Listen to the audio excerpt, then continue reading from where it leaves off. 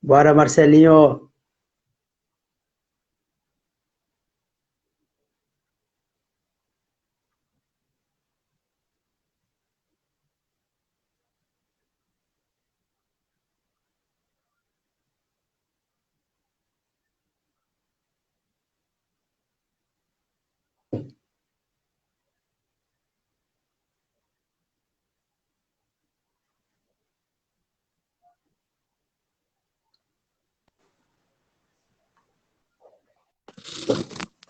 Fala, Lucas. Você...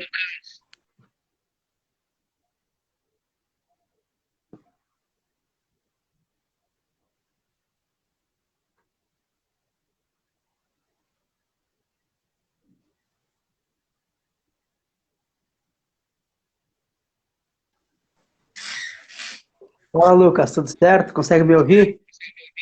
Consigo. Fala, Guilherme, beleza? Tudo certo? Eu vou chamar o Rafael aqui agora. Show.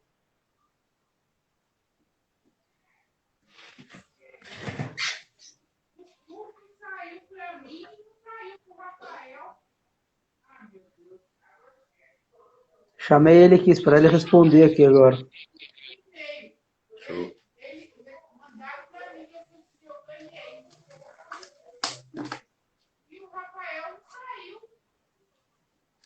Só um minutinho.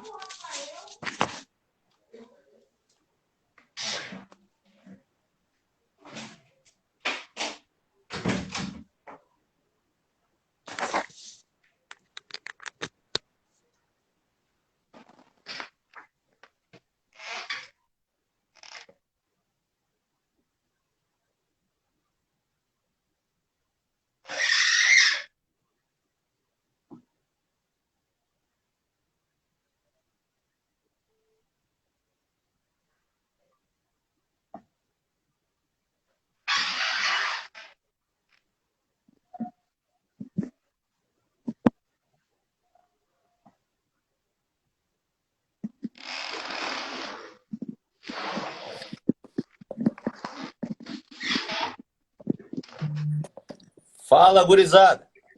Fala, Rafael. Tudo Opa, certo? Consegue me escutar? Sim, senhor. Tudo certo? Tudo bem. E aí, como é que tá a vida? Tudo certinho? Muito frio no Rio Grande do Sul? Ah, tu não fala tu tá falando de onde? Tô de Rio Grande do Sul também. O Hã? Lucas que é o Lucas que é de Belo Horizonte, se eu não me engano. o E Gigi é aí, fora. Lucas? Opa, boa noite, Paulo. Prazer. E aí, gurizada? Aqui tá esfriando, cara. Tá esfriando bastante. Aqui tá quente. Tá É? quente, graças a Deus. Vamos lá então, vamos começar esse bate-papo resenha aí. E aí, Rafa, queria saber, começar por como é que foi a tua história do jornalismo, como é que tu entrou para esse ramo do jornalismo esportivo, pro Hard News também, que tem um cara fera no Hard News que acompanha notícias de primeiro impacto, agora acompanhou o fogo na segurança pública de Porto Alegre também. Como é que foi entrar para esse ramo aí? É uma história longa que eu vou tentar resumir, né? Quando adolescente, pessoal, minha ideia era ser jogador de futebol. Tentei, não deu certo. E aí, rapidamente, lá com 17, 18 anos, decidi fazer jornalismo. Fiz a faculdade, me formei. Antes disso, fui bancário, né? Que eu tinha que começar a trabalhar cedo para poder pagar a faculdade. Então, o dinheiro do banco eu recebia dia 1º, dia 15 eu pagava lá para a PUC. E assim eram todos os meses, né? Até eu me formar. e entrar na CBN, que é uma co-irmã da Gaúcha no Rio Grande do Sul, porque as duas pertencem ao grupo RBS. No caso, a RBS retransmite a CBN no Rio Grande do Sul. E aí consegui ser contratado ali pela CBN. E aí, em paralelo, a Rádio Gaúcha gostou do meu trabalho. Já rapidinho, um ano depois, fui contratado para a Rádio Gaúcha. Isso em 96. Então, são 25 anos que eu estou dentro da RBS. Eu estou desde 2014 no esporte, então isso dá 7 anos. Tira 7 de 25, dá 18 anos no jornalismo geral. Então, isso que tu citaste aí da cobertura do incêndio, que eu tive que virar a chave ali do meu programa esportivo, abandonar praticamente o esporte, para ficar 2 horas na transmissão do incêndio com o colega repórter lá no local. Para mim não é dificuldade nenhuma, já tenho bastante experiência nisso. Então foi, digamos, jornalisticamente tranquilo de fazer isso e aí a gente fez a transmissão. Então, assim, hoje meu foco é esporte, né? Que é o que eu sempre quis. Na verdade, eu fiz 18 anos de jornalismo, cresci bastante dentro da empresa, fazendo jornalismo geral, mas sempre com aquele coração voltado, ligado no esporte, até que na Copa do Mundo de 2014 surgiu uma grande oportunidade para mim. Eu trabalhei na Copa e depois da Copa ganhei esse meu programa esportivo e definitivamente fui para o esporte. Enfim, é um rápido resumo, assim, né? Desde os anos 90, 80, até chegar agora aí nessa carreira. E o jornalismo sempre foi a tua primeira opção de trabalho ou tu que pensava em ser alguma coisa antes de se tornar jornalista profissional? É o seguinte, como eu disse, o meu foco principal era ser jogador de futebol. Muita determinação, assim, muito foco mesmo para tentar realizar esse sonho de infância.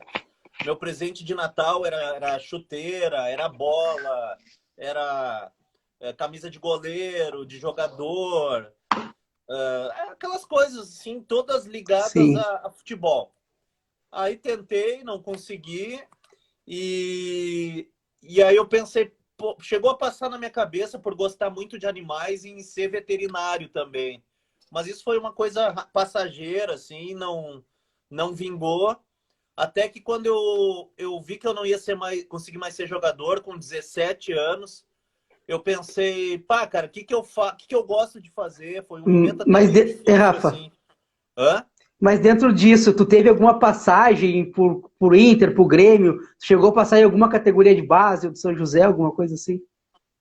Cara, eu participei do Mirim do Grêmio, aí fui dispensado, aí joguei futsal num time de Porto Alegre, que a gente jogava o campeonato municipal, metropolitano, e aí eu passei no juvenil do Inter.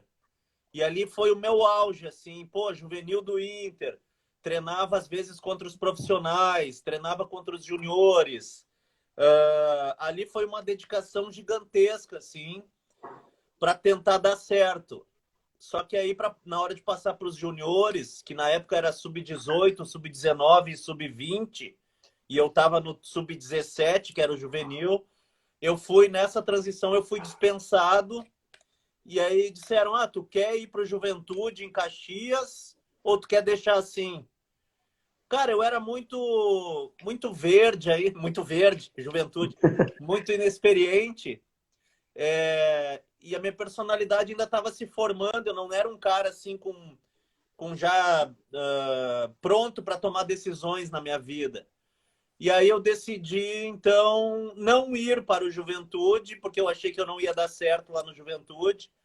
E aí foi aí que eu decidi, pô, o que eu sei fazer além disso? Pô, eu tenho um texto bom. Meu pai sempre me ensinou a fazer textos legais, assim.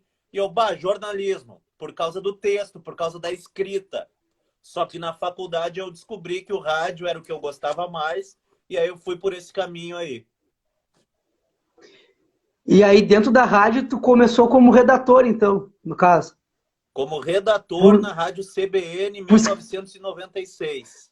por escrever bem, por ter a facilidade dentro do rádio, o redator foi a porta inicial dentro do caminho da rádio. Foi uma coincidência. Não é que eu escolhi ser redator. É que a empresa Sim. me ofereceu o cargo de redator na CBN, redator de notícias. E aí eu aceitei. E aí eu adaptei o meu texto ao rádio, que eu já tinha aprendido na faculdade, né? Textos curtos, textos objetivos. E comecei a redigir esses noticiários para a CBN. E aí o Maurício Saraiva, que era o apresentador, começou a dizer o seguinte para mim: não, Rafael, vamos fazer mais. Não fica só redigindo texto. Eu te quero lá no Olímpico, eu te quero lá no Beira-Rio, eu te quero como repórter. Começa a fazer boletins para nós lá. Vai lá e diz como é que tá indo o treino. O Maurício me abriu uma porta espetacular. E aí eu comecei a gostar, comecei a crescer, comecei a pegar muito gosto dessa coisa do rádio, assim, não só como redator. Tanto é que logo rapidinho essa minha veia de redator, digamos assim, ela sumiu porque eu me apaixonei por falar no rádio mesmo. Sim, sim. E dentro disso, qual foi teu primeiro jogo dentro do esporte já que tu fez? Tua porta inicial para estar no gramado, estar em campo, qual foi o primeiro jogo? Cara, infelizmente eu não lembro o primeiro jogo. Eu sei Sim. que por as rádios serem coladas ali, CBN e Gaúcha, o Kleber Grabowska começou a me escalar direto para jogos de futsal. Talvez tenha sido jogo de futsal, ou da Ubra, ou da CBF, lá no fim dos anos 90, que eles tinham times muito... A CBF até hoje, né? Mas eram Sim. dois times muito fortes. Então foi numa dessas viagens, assim, para Carlos Barbosa, ou acompanhando a Ubra pelo interior, ou até mesmo acompanhando o São José no futebol de campo, porque eles tinham contratos com a RBS de transmissão. Então a rádio CBN, não a Gaúcha, mas quem escalava era o Kleber, chefe de esportes da Gaúcha. Escalava a equipe da CBN para fazer esses jogos. Então eu comecei a fazer isso aí. Ou o jogo da Ubra, ou o jogo da CBF, ou o jogo do São José, que me deu uma experiência gigantesca assim pelo interior. Viajei para tudo que é lugar para transmitir esses jogos aí. E agora mudando um pouquinho do esporte, como foi cobrir a queda do Muro de Berlim? Tem um cara que faz jornalismo em geral. É assim, ó. Eu fui para a Alemanha para cobrir os 20 anos da queda do Muro de Berlim, tá? Era uma celebração, um momento de festa do governo alemão de uma data fechada. É tipo, 20 anos da queda do muro, que significou não só para a Alemanha, mas significou algo muito forte, muito legal para o mundo inteiro, porque praticamente 3 décadas as Alemanhas ficaram separadas, a Alemanha Oriental e a Alemanha Ocidental, sendo que quando foi tomada essa decisão, nem mesmo parentes poderiam ficar todos ou num lado ou no outro. Separaram até mesmo parentes. Então, tu imagina tu ficar longe do teu irmão, ou do teu pai, ou do teu primo, durante 30 anos por decisão do governo. Então, essa história é linda, essa história é fantástica, e eu pude, nessa semana de comemoração dos 20 anos da queda do Muro de Berlim, em 2009, acompanhar isso de perto, visitar locais em que alemães que deduravam o governo ou criticavam o governo eram colocados para serem torturados, né? Esses locais, visitei museus, vi de perto toda essa história que está registrada em muitos museus que a Alemanha tem, porque a Alemanha ela tem vergonha disso que aconteceu, ela tem vergonha também, essa foi a chamada Guerra Fria, né? Mas a Alemanha também tem vergonha das guerras propriamente que aconteceram, mas a Alemanha não faz questão de esconder isso. A Alemanha faz questão de mostrar isso e de contar isso como tudo aconteceu para as escolas, para as crianças, para que esses fatos não se repitam. Então, na época, a Alemanha meio que abriu as portas para a imprensa internacional para mostrar como ela está mais globalizada, como Berlim virou praticamente uma capital do planeta e principalmente da Europa. Então, mais ou menos esse é o resumo, assim, de uma semana de comemorações dos 20 anos da queda do Muro de Berlim, que me encheram de cultura, de conhecimento, sabe? E pisar lá na história, em uma das histórias mais fortes que o planeta viveu, foi um orgulho imenso como repórter, né? Sim, e dentro disso, eu acho que fazer jornalismo é isso, né? Tu tá preparado para fazer grandes coberturas, né? Tu não se tu saber que aquilo é importante, tu repassar isso democraticamente, como passar também para as pessoas verem que isso foi um marco importante dentro da história para a Alemanha também, né? Então, eu sou um cara que sou teu fã. Eu acho que o jeito que tu faz jornalismo é um jeito diferente. É um cara que é especial dentro do jornalismo. Então, que nem tu disseste, como tu cobriu a data comemorativa dos 20 anos de Berlim e agora também cobrindo Pegou Fogo aqui na nossa cidade há pouco tempo, Secretaria de Segurança, eu acho que o jeito que tu faz é um jeito diferenciado. Eu gosto muito do jeito que tu faz. E agora, mudando um pouquinho de assunto também, como é que foi cobrir a Copa de 2014? Como é que é a sensação? Como é que é a emoção de estar cobrindo uma Copa? Primeiro, muito obrigado pelo que tu falou em relação ao meu trabalho, tá? Eu acho que o jornalista tem que estar preparado para contar a história. Não interessa se é um jogo entre Inter e Chapecoense, entre Grêmio e Juventude. Não interessa se é Ubra e a CBF, se é Série C. Cara, cada fato que está acontecendo é uma história. Ou se é a Copa do Mundo, que tu perguntou, ou se é o incêndio. Tu tem que estar pronto para contar essas histórias e preparado. E às vezes essa história do incêndio, pô, eu não passei estudando um mês antes, 2 meses antes, sobre o prédio da Secretaria da Segurança. Então, rapidamente, tu tem que agir quando tu vê que aquele fato está acontecendo, para tu levar o maior número possível de informações para as pessoas, né? Sim. Então, tu tem que estar atento a tudo. Tipo a queda do avião da Chapecoense, quando aconteceu no meu horário da madrugada. Poxa, tem que se ligar, tem que estar pronto para o que deve e não deixar a peteca cair. Tem que segurar a transmissão, como a gente diz. Entendeu? Não adianta ficar chamando Sim. intervalo comercial, mudando de assunto. Aquela hora, nem que tu repita algumas informações, tu tem que estar focado naquilo ali que é o que a pessoa quer ouvir. Prender a atenção das pessoas e fazer uma cobertura decente e muito informativa. Mas sobre a Copa do Rafael, Mundo, sobre a Copa do Mundo, bom, tu tocou no assunto de Berlim, foi uma das grandes coberturas que eu fiz. Mas a Copa do Mundo, para mim, mudou minha carreira mesmo. Berlim não mudou minha carreira, apesar de ser fantástico. Mas a Copa do Mundo mudou minha carreira. Porque eu queria dar essa guinada do jornalismo para o esporte. Surgiu a oportunidade de trabalhar em Fortaleza para cobrir essa cidade sede. Fiquei 21 dias lá, peguei 6 jogos de Copa do Mundo. Desses 6, eu peguei 2 jogos do Brasil. Brasil 0, México 0. Ochoa fechou o gol para o México. E Brasil 2, Colômbia 1.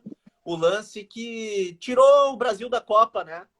Que é a lesão do Neymar. E aí, dentro dessa grande cobertura de Copa que eu estava fazendo em Fortaleza, teve uma outra grande cobertura que foi ir até o hospital e contar a história do Neymar no hospital, que virou um capítulo gigante que vai ser contado para sempre, vai estar registrado nessa história da Copa de 2014, a lesão do Neymar.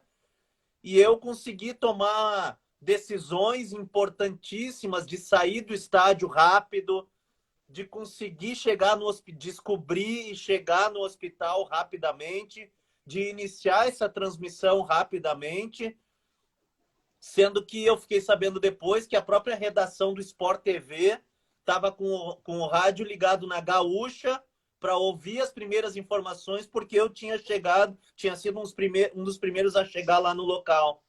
Então isso me encheu de orgulho, porque era meu último dia dos 21 de cobertura. Eu estava pronto para fazer o jogo do Brasil, ir para o hotel, fazer minhas malas e vir embora feliz da vida com o meu trabalho, ciente de que eu tinha feito um baita trabalho.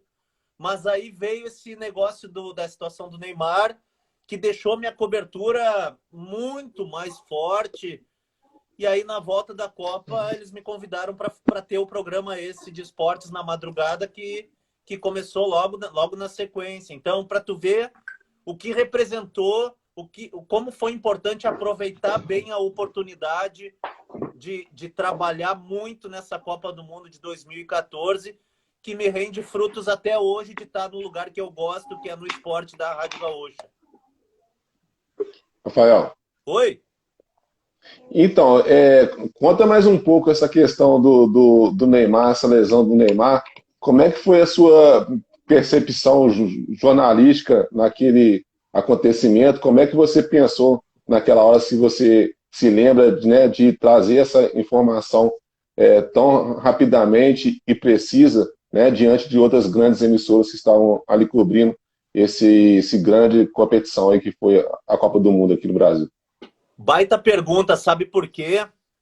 Porque para o jornalista não basta estar bem informado sobre o fato que tu está trabalhando para contar essa história que eu falei há pouco, né? Mas tu tem que estar atento a tomadas de decisões assim de agilidade, de deslocamento e até preparo físico, pessoal, sabe? Tu tem que estar bem preparado até fisicamente para suportar coberturas pesadas, desgastantes, que vão exigir do teu físico mesmo, do teu corpo. Senão tu começa a cansar na tua transmissão, no teu boletim, né? Ou tu não toma uma decisão inteligente de saída do estádio. Então, vou contar para vocês. Terminou o jogo ali, ele machucou, o jogo transcorreu e eu tive que seguir na transmissão do jogo. Isso aí não tem como fugir. A equipe segue transmitindo a partida. Mas o Neymar já foi rapidinho sendo deslocado para o hospital, né? Terminado o jogo, a minha função era acompanhar a entrevista coletiva da Colômbia, tá? E eu acho que o Zé Alberto ou o Sérgio Boas iriam, os dois, talvez, na coletiva do Brasil. Mas como o Brasil ganhou e a Colômbia foi eliminada, entre o Rafael Collin ouvir o técnico da Colômbia e ir atrás da lesão do Neymar, 1000 vezes essa mudança de decisão aí, e aí a minha chefia, aí não é uma decisão minha, a minha chefia, a nossa coordenação de jornada disse: não faz a coletiva e vai atrás do Neymar. Aí eu disse: bah, meu, mas onde é que é o hospital? Não sei, vai atrás. Pessoal, tinha 63 mil pessoas no Castelão. Essas pessoas, em questão de minutos, elas iriam estar saindo do estádio e já estavam em deslocamento para a saída do estádio, porque o jogo tinha terminado. E eu estava em deslocamento para a coletiva quando eles mudaram o meu rumo. Na hora eu pensei o seguinte, porque no entorno do estádio fica tudo impossibilitado de transitar veículos. Só fica estacionado o ônibus destinado aos repórteres que leva direto pro hotel.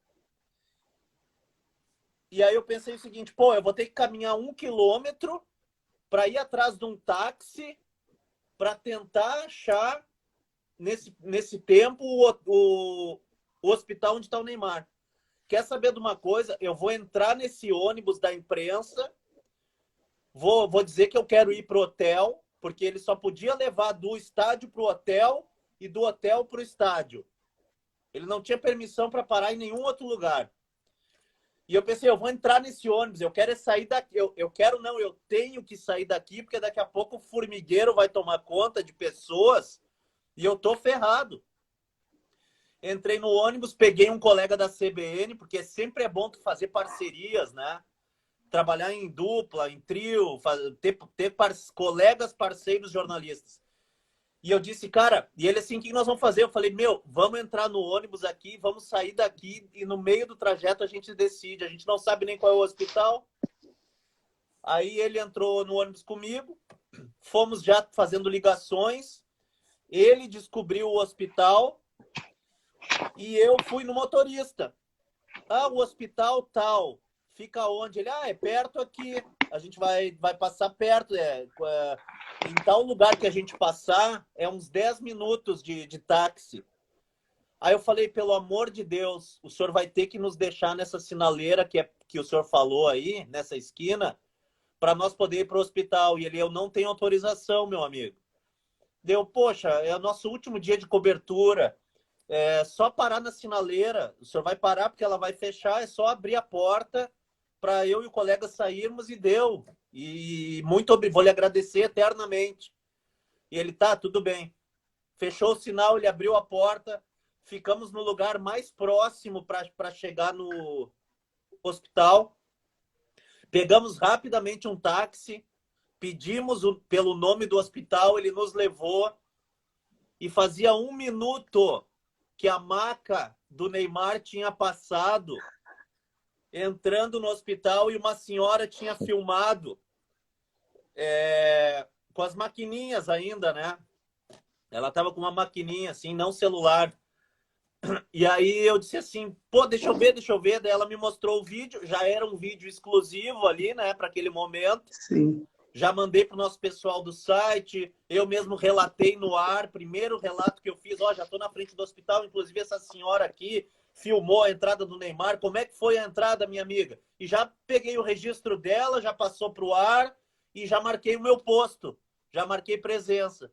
Então eu acho que essas tomadas de decisões, elas foram muito importantes para que depois a cobertura dos fatos propriamente fosse feita de forma antecipada em relação a outros veículos e de uma forma correta, né? Mas tu vê, não basta ter o conteúdo jornalístico para determinados assuntos. Tu tem que decidir coisas importantes que até nem envolvem jornalismo para que tu possa dar uma largada legal numa cobertura dessas. Entendi. Muito bom. Rafael, a gente está vendo aí uma nova fase dos times gaúchos, né? Principalmente aí do Grêmio, Internacional, Juventude, são os clubes que estão aí compondo aí a Série A, né? O time do Rio Grande do Sul, né? Porto Alegre. E eu queria saber de vocês, essa volta do Filipão, se realmente vai dar uma guinada nesse time do Grêmio no ano de 2021, e se você vê com bons olhos esse retorno do Diego Aguirre no Internacional, quais as suas perspectivas aí da dupla Grenal aí para as competições, tanto nacionais quanto sul-americana, e aqueles estão vivos ainda, né? A questão do Grêmio na Copa do Brasil e o Internacional aí na Libertadores. Eu sou bem realista, eu não falo coisas só para agradar torcedor do Grêmio ou torcedor do Inter para ficar de bem com as torcidas. E eu acho que muitos colorados e gremistas que estão aí nos acompanhando, eles vão compreender o que eu vou dizer. Mesmo que o Filipão tenha chegado há pouco tempo, mesmo que o Aguirre tenha chegado há pouco tempo, as minhas perspectivas para Grêmio e Inter não são boas, não são nada boas, sabe? porque o Aguirre chegou e já, assim, ele pegou um time que não estava sendo repetido há 21 ou 22 jogos, se não me falha a memória, que o Ramires não tinha repetido equipe. E o Aguirre já começa de cara a implantar rodízio, sabe? Ou seja, ele segue não repetindo equipe. Claro, às vezes tem outros motivos, outros problemas, mas ele poderia deixar esse time mais próximo do ideal e repetir o máximo possível esse time, na minha opinião. Eu sei que tem a questão do desgaste e tal, que às vezes tem que tentar conciliar, mas o Inter precisa urgente repetir. E outra coisa, o grupo do Inter, no meu modo de ver, não tem tanta qualidade. Eu vejo muitos jogadores limitados no grupo do Inter, em todos os setores. Então não há técnico também que faça mágica em relação a isso, sabe? E às vezes o conjunto até consegue superar eventuais fragilidades individuais, mas o próprio conjunto do Inter não segue legal. Tanto é que o Aguirre chegou e só tem uma vitória e depois já não ganhou mais. São 6 partidas, se não me engano, que ele não ganha. Então eu vejo bem ruim a perspectiva do Inter. E em relação ao Rafael, Grêmio... Oi? será que o Inter briga para não cair? Eu não sei se chega ao ponto de brigar por não cair, mas talvez o Inter fique ali brigando 11º, nono, sabe? Eu acho que a bola do Inter é mais ou menos para isso aí. E sendo bem realista, sabe? Não consigo enxergar. Ah, não. Pô, a partir de agora o Aguirre vai implantar um sistema diferente, aí esbarra na limitação de atletas, sabe? A direção não coloca um meia, um camisa 10 de qualidade há um bom tempo no grupo. Não só essa direção, mas as outras direções também não souberam planejar a saída do D'Alessandro. Não que tivesse que colocar um cara igual, mas alguém que fizesse essa função de botar o jogo no bolso, de saber cadenciar, de saber fazer essa ligação dos volantes com o ataque. Então, o Inter ele é frágil em algumas posições, assim, muito carente também em algumas posições. E isso vale para o Grêmio. Sinceramente, eu não acho que o Filipão vai conseguir recuperar o Jean-Pierre. Se ele recuperar, vocês façam uma live aí comigo de novo daqui a 2 meses e me cobrem. Pode acontecer, é óbvio que pode acontecer. Mas com esse perfil do Jean-Pierre, eu não sei se ele vai conseguir manter intensidade todos os jogos, vontade. Rafael. Oi.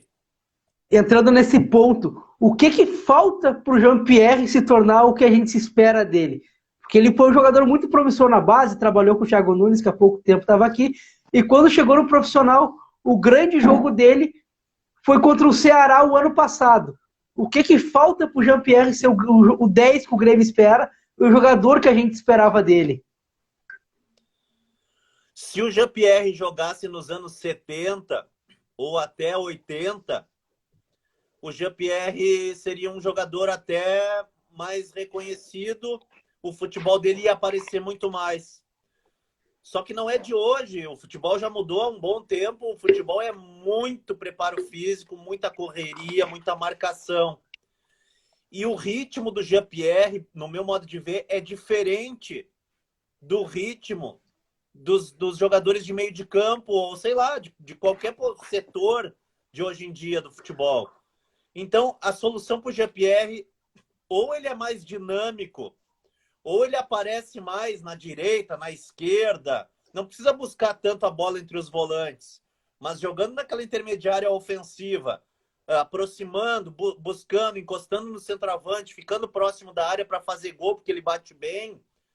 Mas se ele, em vez de fazer isso, ficar só trotando, caminhando, esperando a bola no pé, o futebol dele não vai render, porque não adianta ter só técnica.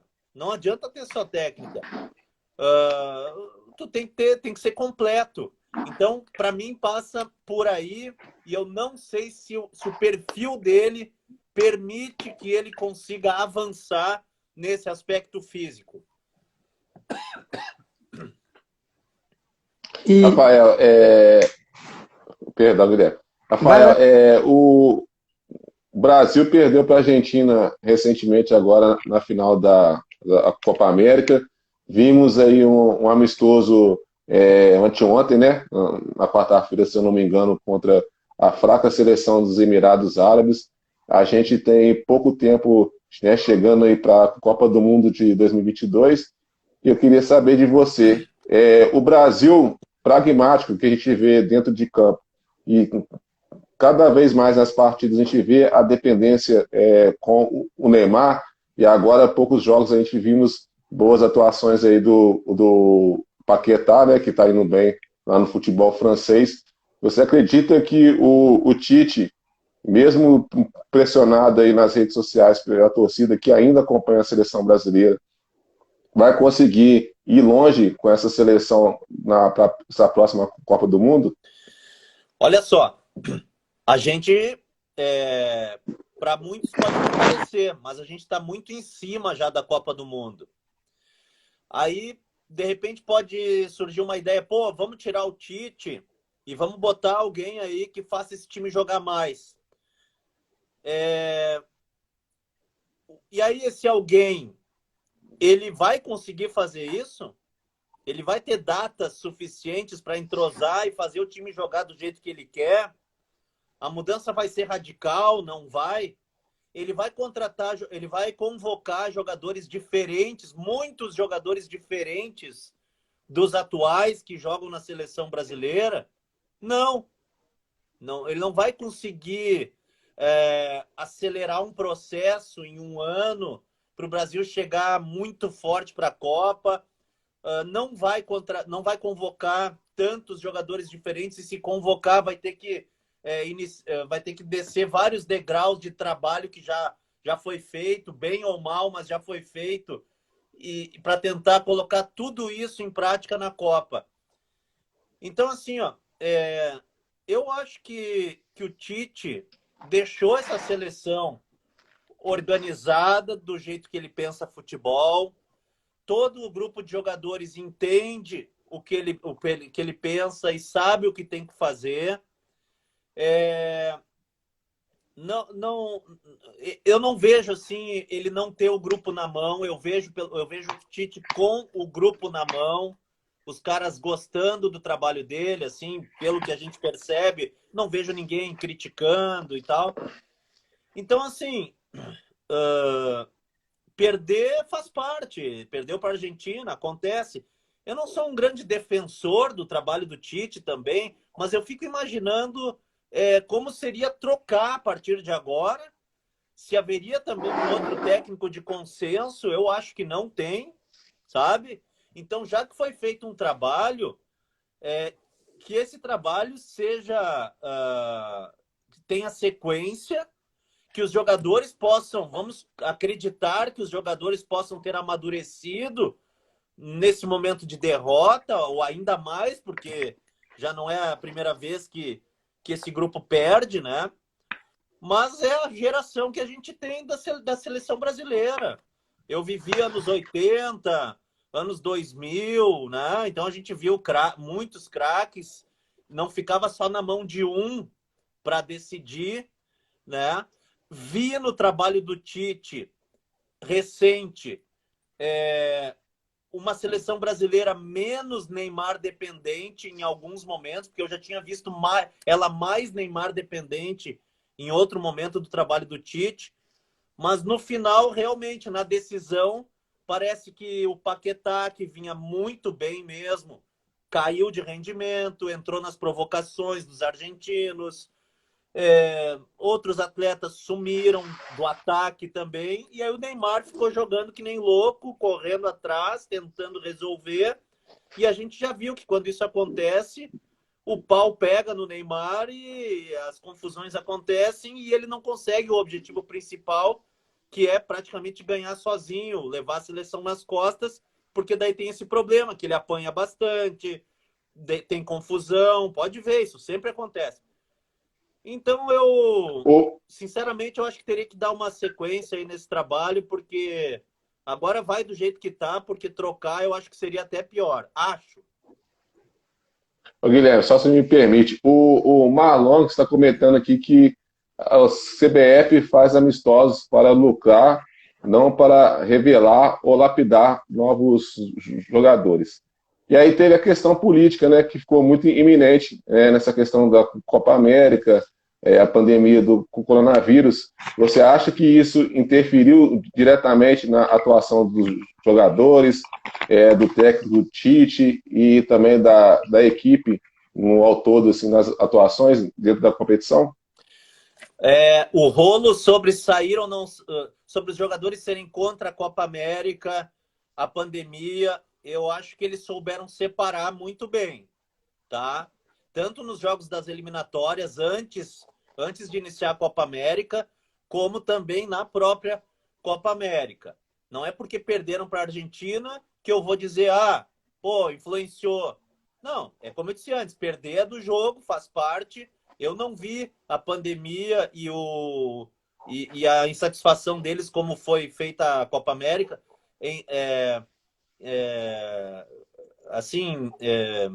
atrapalharem o desempenho deles. Agora, os amistosos caça-níqueis, as questões políticas de CBF, eu não tenho dúvida de que isso aí atrapalha.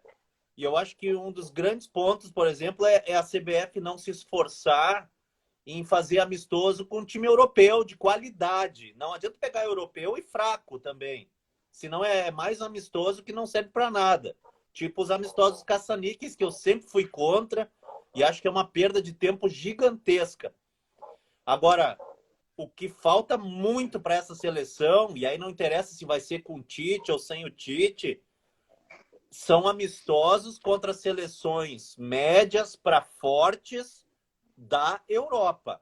Aí sim tu pode começar a ter uma referência melhor para uma Copa do Mundo. Não adianta ficar se enganando com os adversários sul-americanos ou adversários em amistosos caça-níqueis.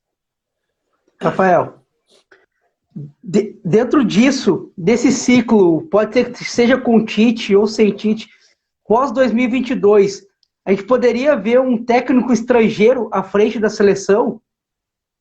Sem problema nenhum. Sem problema nenhum.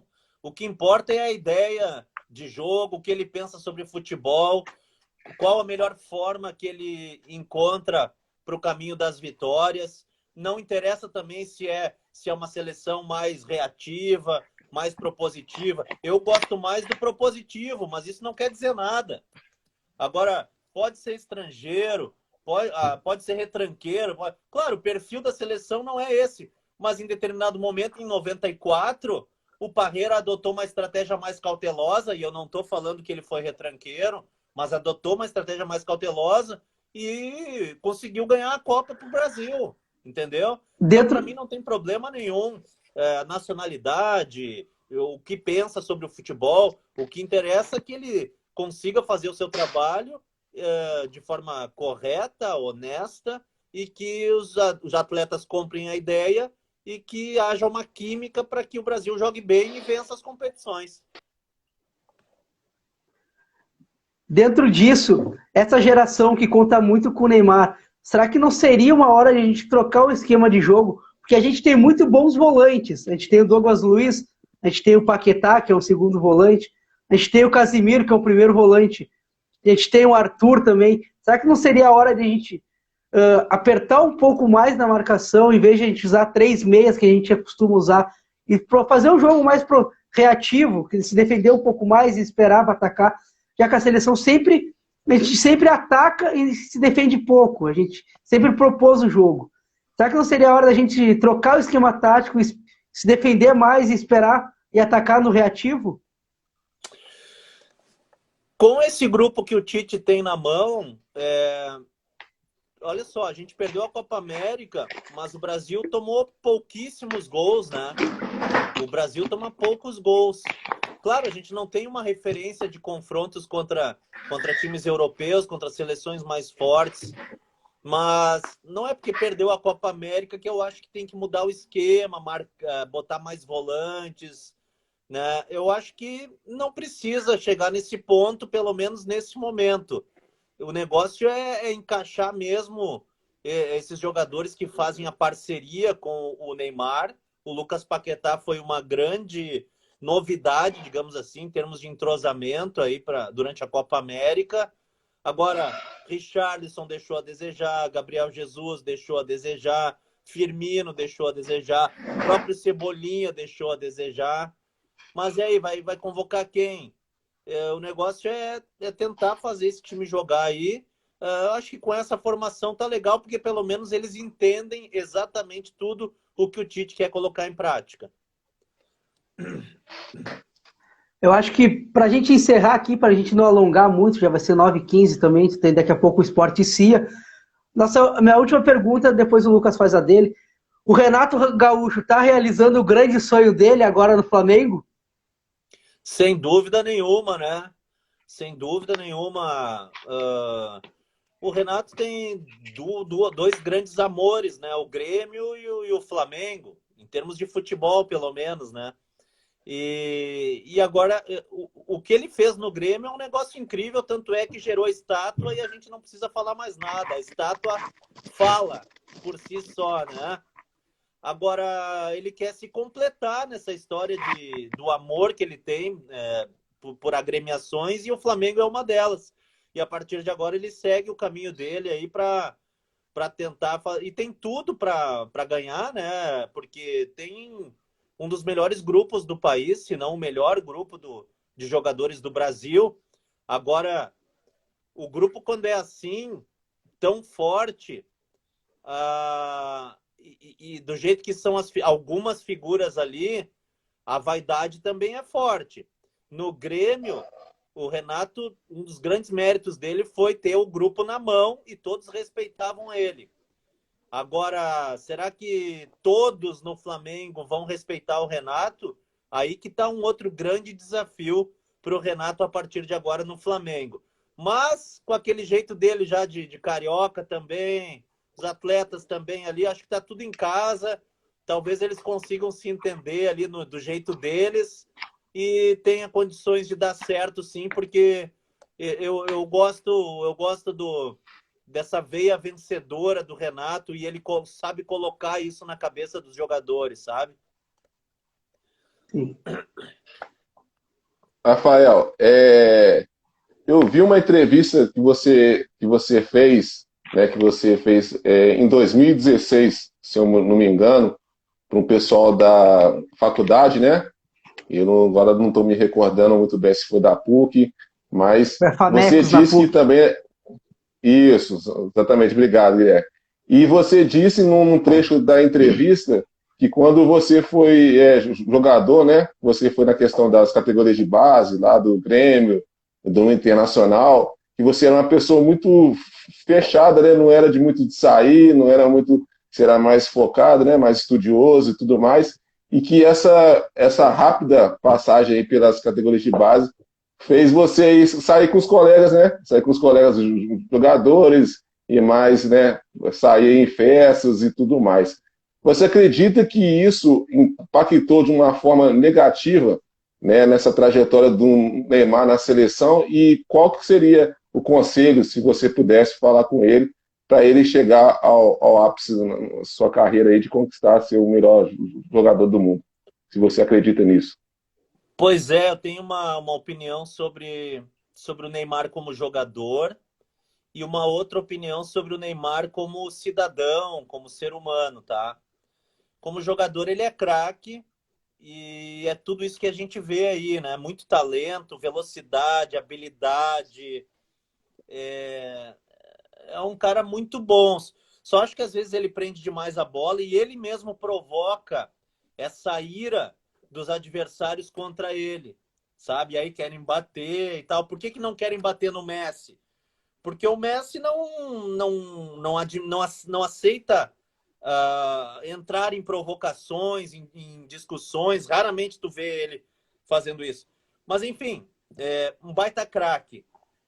Como cidadão, assim, como ser humano, eu acho que essas polêmicas do Neymar, ele podia evitar, sabe?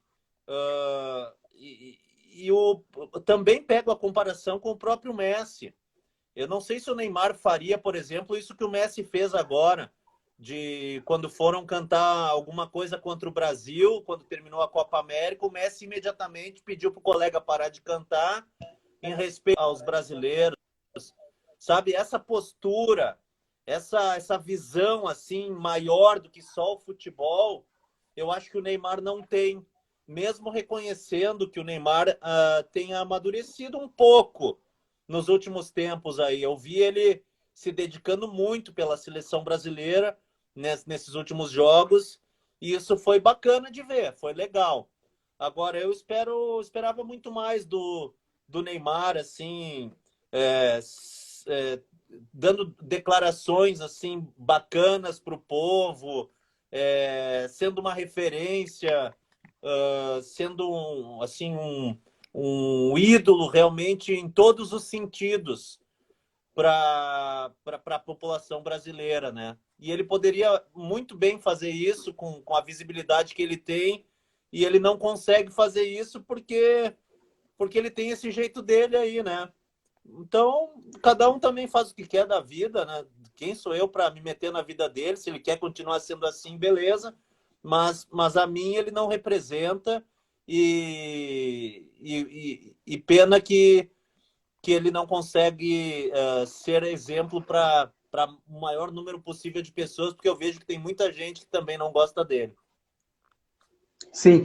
Agora, para a gente encerrar aqui, Rafael, o que tu deixa de conselho, como eu, como o Lucas, que a gente está querendo buscar um caminho no jornalismo esportivo? Qual o grande conselho que tu deixa para essa geração que está chegando agora?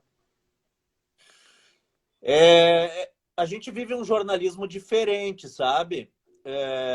É um jornalismo feito de várias formas.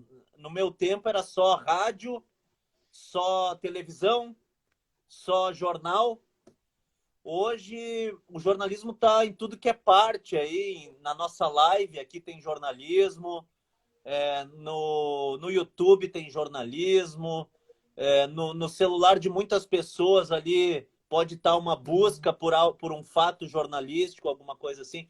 Enfim, agora o que eu recomendo é muita responsabilidade, muito estudo para ficar informado do maior número possível de assuntos. Se tu gosta do futebol, não te limita só ao futebol. Se tu gosta do jornalismo geral, não te limita só ao jornalismo geral. Tenta atacar em tudo que é área, né? Mas de uma forma bem aprofundada, sabe? Para tu estar preparado para tudo. O jornalista tem que estar pronto para contar histórias. Eu acho que isso é fundamental. E o que vai te diferenciar, independentemente de onde tu estiver fazendo jornalismo, repito, pode ser na tua live ou na minha rádio, se tu tiver melhor preparado do que eu, a tua transmissão pela live vai ser muito mais jornalística, muito melhor do que a minha transmissão na Rádio Gaúcha, sabe? Tendo responsabilidade e muito foco naquilo que tu vai fazer, eu não tenho dúvida de que o sucesso é garantido. Independentemente também se o mercado está fechado, está difícil, a pandemia também veio para atrapalhar bastante isso tudo, mas se tu for bom, se tu for competente, se tu te aprofundar, se tu for diferenciado em relação ao concorrente, o teu espaço vai estar garantido. Em algum lugar, em algum momento, alguém vai te descobrir, porque tu não vai ficar escondido. Porque como a gente tem várias formas de fazer jornalismo, de aparecer, de se mostrar, pode ser até mesmo numa live, no YouTube, em qualquer outro lugar, o teu trabalho, o teu estudo, a tua competência vai aparecer e daí tu vai poder deslanchar na carreira. Eu acho que é mais ou menos por aí. Queria te agradecer pela oportunidade, pelo espaço que tu nos deu aqui. Queria te deixar um abraço também, que tu siga seguindo a tua jornada, que é um grande exemplo, tanto para mim que está começando, tanto para o Lucas, eu garanto também. Deixar um abraço e obrigado pela oportunidade. Eu que te agradeço pelo convite, eu fico muito feliz quando eu tenho essa oportunidade de conversar sobre a profissão, para tentar inspirar alguém ou ajudar alguém, né? Queria agradecer muito a vocês dois mesmo e mandar uns abraços aqui, o Brandão, professor Brandão, que jogou futebol comigo, futebol de salão, o Marcelo Scott, que foi centroavante do Internacional, foi fundamental na conquista da Taça São Paulo de 1998, na semifinal, quando o Guto Ferreira botou ele e ele fez o gol da vitória, que colocou o Inter na decisão. E aí, como prêmio, ele ganhou do Guto Ferreira o banco de reservas na final, o jogo inteiro. Sabia? Ele fez o gol da semifinal, que botou o Inter na final, e aí o Guto Ferreira deu um prêmio para ele. Bom, na final, então, tu não joga. Mas mesmo assim, deu o Internacional. Marcelo, o Scott é um baita cara. Bom, tem um monte de gente aí que eu vi que acompanha o meu programa também. O Xande, meu amigo de infância, que está aí também. Eu vi aí, amigo de quase 40 anos. Mas obrigado a todos também que acompanharam a live. Queria deixar um convite. Perdão, vai, Lucas, Guilherme. vai. Eu queria agradecer o nosso convidado, o Rafael. Eu pesquisei, né, a sua trajetória até aqui. É muito interessante vendo aí você, né, sempre teve essa percepção aí do jornalismo, sempre teve essa ligação com o esporte, né? E agradecer aos nossos colegas aí, o Guilherme, né? Na nossa web rádio que a gente participa da Sintonia Esportiva, temos aí o Giovanni Luque, que acompanhou a nossa live, a Ana Lu, o Luiz Felipe, né? E o nosso grande colega aí também, Alan Rabelo, que já foi integrante também, nosso companheiro aí também da Rádio Sintonia Esportiva aí, que a gente está, né, num projeto aí desde novembro do ano passado, que cada vez mais está crescendo aí, e se Deus quiser a gente vai estar ocupando aí os primeiros lugares aí das transmissões da audiência aí nas web rádios. É você, Guilherme. Queria deixar um convite aqui para a galera também, que segunda-feira a gente tem uma entrevista com o Teco, que foi importantíssimo na chegada do Grêmio na final de 2007, a final da Libertadores. Queria deixar um convite aí para quem está nos assistindo aqui hoje. Sorte, gurizada! Valeu, Rafael. Até a Muito próxima. obrigado aí, novamente. Até a próxima. Valeu! Olha a roupa do Jacão.